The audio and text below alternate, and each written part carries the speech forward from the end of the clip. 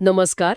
आज आपण एका अशा विषयावर बोलणार आहोत जो अनेकांना आकर्षक वाटतो, पण तितकाच क्लिष्टही आहे.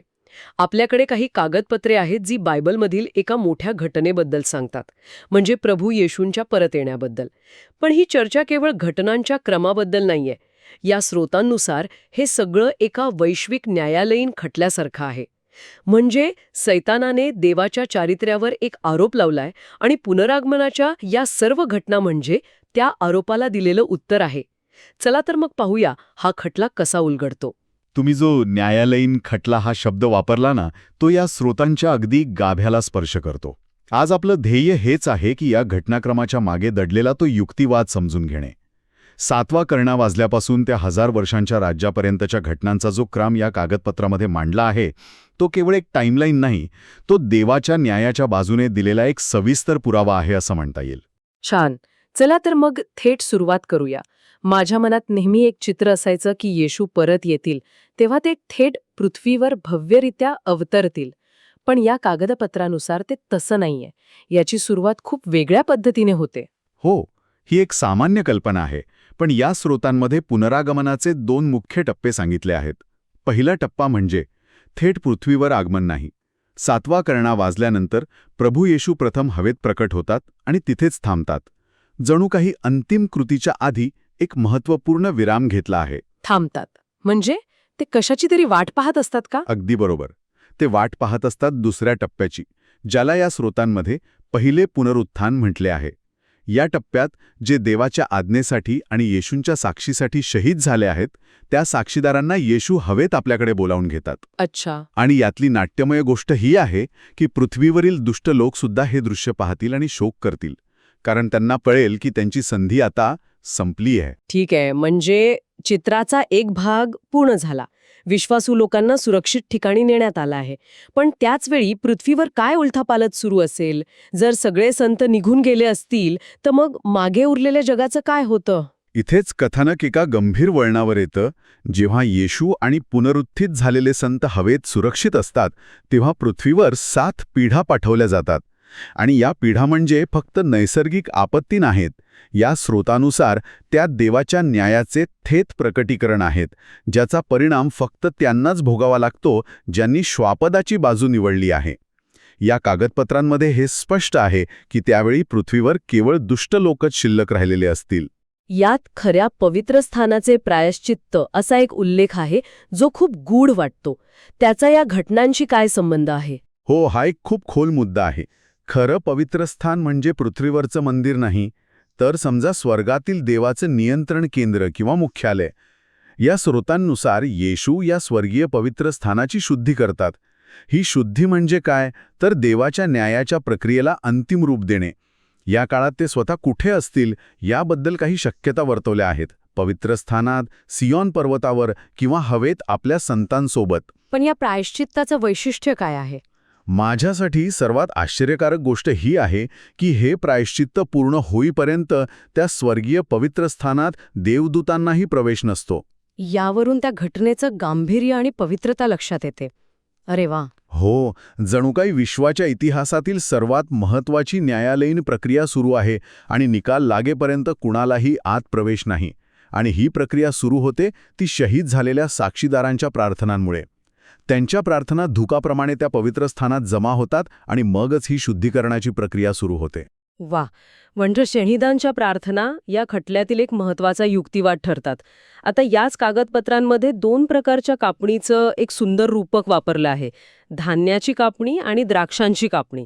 हे काय आहे? हो, हे रूपक खूप महत्त्वाचं आहे, कारण ते 2 गटांच्या अंतिम भवितव्याला स्पष्ट करतं. पहिली आहे धान्याची कापणी. ही एक सकारात्मक प्रतिमा आहे. जसा शेतकरी आपलं मौल्यवान पीक काळजीपूर्वक गोळा करतो, तसंच येशू आपल्या विश्वासू आणि शहीद झालेल्या संतांना एकत्र करतात. हे पहिल्या पुनरुत्थानाचेच दुसरं नाव आहे. ही तर तारणाची एक सुंदर प्रतिमा झाली, पण मला आठवतंय की याच स्रोतांमध्ये द्राक्षांच्या कापणीचाही उल्लेख आहे, जो खूपच हिंसक आणि वेगळा आहे. ते नक्की काय आहे? तुमचा मुद्दा बरोबर आहे. द्राक्षांची कापणी ही एक अत्यंत गंभीर आणि न्यायाची प्रतिमा आहे. जसं द्राक्ष तुडवून त्यांचा रस काढला जातो, तसंच जे दुष्टतेच्या मार्गावर चालले आहेत त्यांना देवाच्या क्रोधाच्या द्राक्षकुंडात टाकला जाईल असं वर्णन आहे. यात त्या 7 पिढा आणि श्वापदावर होणारा अंतिम न्याय यांचा समावेश आहे. हे 2 रूपक स्पष्ट करतात की प्रत्येकाला आपापल्या निवडीनुसार फळ मिळेल. पण काही लोकांना हा विचार खूप कठोर वाटू शकतो की पृथ्वीवर फक्त दुष्ट लोकच शिल्लक राहतील आणि त्यांना या पीडा भोगाव्या लागतील. या स्रोतांमध्ये या न्यायाच्या कठोरतेबद्दल काही स्पष्टीकरण दिलं आहे का? हो, यावर या स्रोतांमध्ये एक स्पष्ट भूमिका मांडली आहे. त्यानुसार जो कोणी श्वापदाची खूण म्हणजे 666 नाकारेल, जी देवाऐवजी मानवी सत्तेची उपासना करण्याचं प्रतीक आहे, त्याला शहीद मानले जाईल. आणि अशा सर्व संतांना धान्याच्या कापणीमध्ये म्हणजे पहिल्या पुनरुत्थानात वर घेतले जाईल. त्यामुळे देवाच्या न्यायाचा भाग असलेल्या त्या 7 पिढ्या सहन करण्यासाठी पृथ्वीवर कोणीही संत शिल्लक राहणार नाही. अच्छा. या मागचा तर्क असा आहे की त्या पिढ्या या शिक्षेचा भाग आहेत आणि देवाच्या लोकांना शिक्षेसाठी मागे ठेवले जात नाही. हे स्पष्टीकरण खूपच निर्णायक आहे. आता कथानकाच्या पुढच्या टप्प्याकडे वळूया. यात प्रकटीकरणातली काही प्रसिद्ध पात्रे येतात, जसे की बॅबिलॉन आणि श्वापद. बॅबिलॉन म्हणजे दुष्ट धार्मिक राजकीय व्यवस्था आणि श्वापद म्हणजे तिची अंमलबजावणी करणारी सत्ता. या घटनाक्रमात ते कुठे बसतात? आता आपण कथानकाच्या आणखी एका गुंतागुंतीच्या पण आकर्षक भागात प्रवेश करत आहोत. याचा क्रम समजून घेणं महत्त्वाचं आहे. 6व्या पिढीच्या वेळी म्हणजे 6वा प्याला फरात नदीवर ओतला जातो, ज्यामुळे ती कोरडी होते. हे पूर्वेकडील राजांचा मार्ग तयार करण्यासाठी घडतं. पूर्वेकडे राजे म्हणजे कोण? हे काही ऐतिहासिक राजे आहेत का? नाही, या स्रोतानुसार हे राजे म्हणजे पृथ्वीवरचे राजे नाहीत, तर ते स्वर्गीय सैन्य आहे जे येशूंसोबत येते. याची तुलना सायरस राजाच्या ऐतिहासिक घटनेशी केली आहे. जसं सायरस राजाने फरात नदीचं पाणी वळवून कोरड्या मार्गाने बॅबिलॉन शहरात प्रवेश केला आणि त्यावर विजय मिळवला, तसंच या प्रतिकात्मक घटनेत स्वर्गीय सैन्यासाठी मार्ग मोकळा होतो. आणि आर्मागेडॉन हा शब्द तर जगातल्या अंताशी जोडला गेला आहे. बरोबर. याच 6व्या प्याल्याच्या वेळी दुष्ट आत्मे जगातील राजांना म्हणजेच श्वापदाच्या सत्तेला आर्मागेडॉन नावाच्या ठिकाणी एकत्र करतात. आर्मागेडॉन याचा मूळ अर्थ मगिद्दोचा डोंगर असा आहे. याच ठिकाणी जुन्या करारात एलिया संदेष्ट्याने खोट्या संदेष्ट्यांना हरवले होते.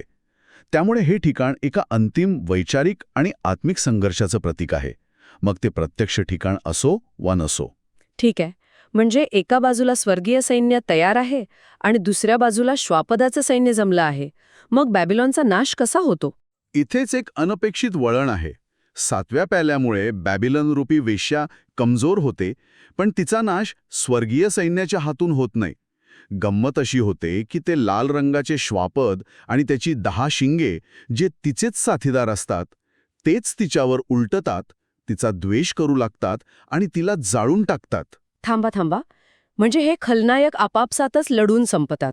मी तर नेहमी अशी कल्पना केली होती की एक मोठी अंतिम लढाई होईल, ज्यात सगळे एका बाजूला आणि येशू दुसऱ्या बाजूला असतील. पण या स्रोतांनुसार दुष्टतेची व्यवस्था स्वतःच्या वजनानेच कोसळते. हे तर खूप वेगळं चित्र आहे. तुम्ही अगदी बरोबर पकडलं आहे.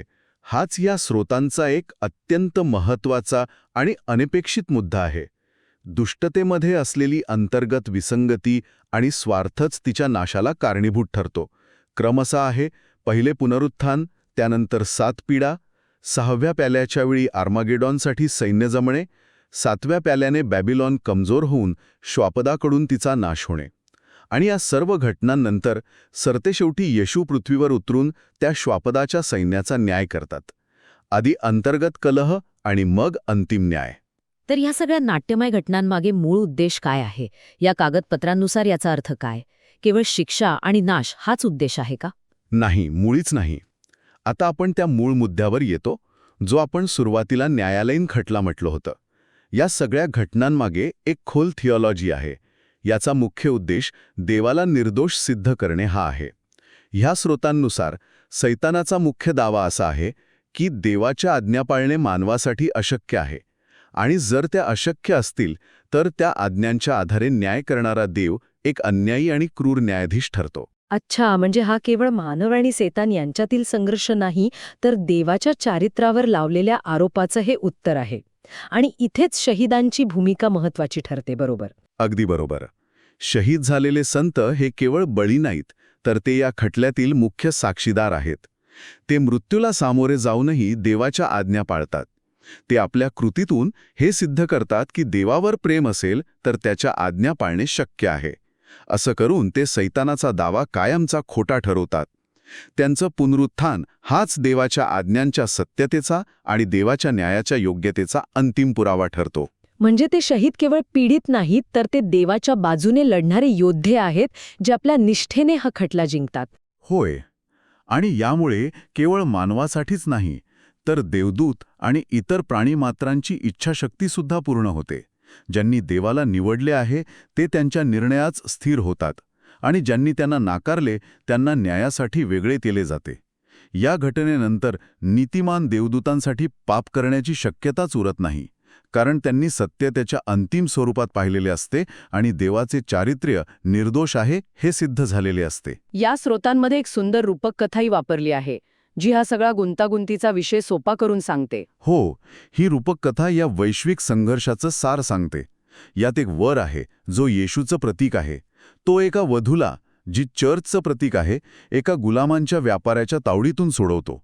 हा व्यापारी म्हणजे सैतान, जो तिचा पिता असल्याचं नाटक करत असतो आणि तिचं शोषण करत असतो. आणि मग पुढे काय होतं? तवर त्या वधूला तिच्या खऱ्या पित्याबद्दल म्हणजेच देवाविषयी सत्य सांगतो. मग ती वधू त्या वराच्या प्रेमात पडते आणि तिला खरा आनंद काय आहे हे कळतं. ती आपल्या शोषकाविरुद्ध म्हणजे सैतानाच्या विरुद्ध त्या वरासोबत लढते. अखेरीस ते दोघे मिळून त्या शत्रूवर विजय मिळवतात आणि मग त्यांचं मिलन होतं. हेच पुनरागमन, संतांचं तारण आणि सैतानावरील अंतिम विजयाचं प्रतीक आहे. ही केवळ एक घटना नाही, तर एक प्रेमकथा आहे जी विजयात संपते. तर आजच्या चर्चेतून एक खूप वेगळं चित्र समोर आलं. आपण पुनरागमनाचा एक विशिष्ट क्रम पाहिला. 2 टप्प्यात होणारे आगमन, ज्यात येशू आधी हवेत येतात आणि मग पृथ्वीवर. त्यानंतर देवाच्या न्यायाला सिद्ध करण्यासाठी शहीदांची महत्त्वपूर्ण भूमिका पाहिली. आणि माझ्यासाठी सर्वात मोठा क्षण म्हणजे बॅबिलोन आणि श्वापदाच्या नाशाचा अनपेक्षित क्रम, जो दाखवतो की दुष्टता आतूनच पोखरलेली असते. आणि या सर्वांमागे देवाच्या चारित्र्याला निर्दोष सिद्ध करण्याचा उद्देश आहे हे जाणलं. अगदी बरोबर. पण या स्रोतांमध्ये अंतिम न्यायाबद्दलही एक विचार करायला लावणारा प्रश्न उपस्थित केला आहे, जो आपल्याला भविष्याचा विचार करायला भाग पाडतो. ही कागदपत्रे सांगतात की अंतिम न्यायाच्या वेळी, जेव्हा पाप, मृत्यू आणि अधोलोक कायमचे नाहीसे होतील आणि देव सर्वांमध्ये सर्व काही होईल, तेव्हा मध्यस्थाची गरज संपेल का? म्हणजे येशूंची मध्यस्थ म्हणून असलेली भूमिका हो. ती बदलेल का? हो. पापाची शक्यताच नसलेल्या आणि त्यामुळे तारणाची गरज नसलेल्या विश्वाचं स्वरूप नेमके कसे असेल, जिथे देव आणि त्याची सृष्टी यांच्यात कोणताही अडथळा नसेल, कोणताही मध्यस्थ नसेल, अशा जगात संबंधांचं स्वरूप काय असेल? हा एक असा प्रश्न आहे ज्याचं उत्तर शोधण्याची संधी ही कागदपत्रे आपल्या विचारशक्तीवर सोडून देतात.